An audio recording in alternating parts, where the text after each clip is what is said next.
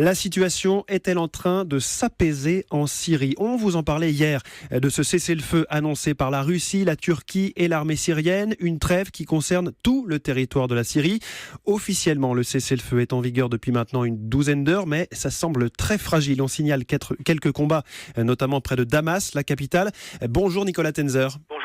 Vous êtes professeur de relations internationales à Sciences Po, président du Centre d'études et de réflexion pour l'action politique. Comment un cessez-le-feu peut n'être que approximativement respecté ? Écoutez, d'abord, ce ne sera pas la première fois qu'un cessez-le-feu sera approximativement respecté.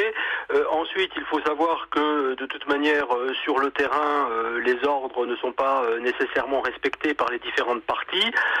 Ensuite, également, le cessez-le-feu, de toute manière, dans sa déclaration même, n'était pas fait pour être total, puisqu'on était exclu des groupes liés à l'État islamique et à Al-Qaïda, ce qui n'est pas évidemment totalement illégitime. Mais derrière, il y a d'autres groupes supposés terroristes qui ne sont pas nécessairement, qui peuvent être visés par les forces iraniennes, par les forces russes ou par le régime. Oui, pour être très clair, ce cessez-le-feu, il engage donc les armées syriennes, turques et russes et 7 groupes rebelles, mais pas effectivement l'État islamique. Voilà, exactement. Et puis en même temps, il est dit, c'est assez flou dans le communiqué, les groupes liés aussi à Al-Qaïda, éventuellement certains, enfin voilà, tout ceci est assez vague. Je veux dire, c'est un porte ouverte de toute manière à des bombardements incontrôlés par les uns et par les autres. Cela dit, derrière, il y a quand même un vrai sujet qui est l'instabilité réelle sur le terrain. Ce cessez-le-feu, on le sait, d'abord c'est le énième, il n'est pas nécessairement durable et il n'a été signé que par les groupes rebelles, dont d'ailleurs les rebelles démocratiques qui s'opposent au président Assad, uniquement parce qu'il n'y avait pas d'autre solution pour eux. Donc de toute manière, c'est assez, encore une fois, assez précaire. Et d'un point de vue diplomatique, cet attelage ou cette alliance Turquie, Russie, Iran qui aboutit à un cessez-le-feu, c'est inédit.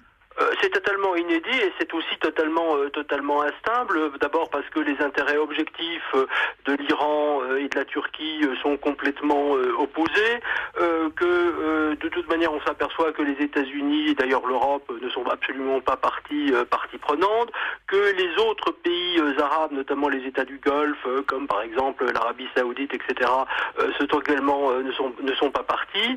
Donc on voit pas du tout comment ce cessez-le-feu pourra durer. Et puis le jour où on verra également les Américains et la nouvelle administration américaine Trump après le 20 janvier se mêler du jeu, on se demande également ce qui va se passer.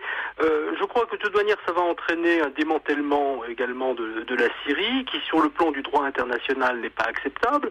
Et puis enfin il y a quand même un vrai sujet, c'est la question de la justice internationale.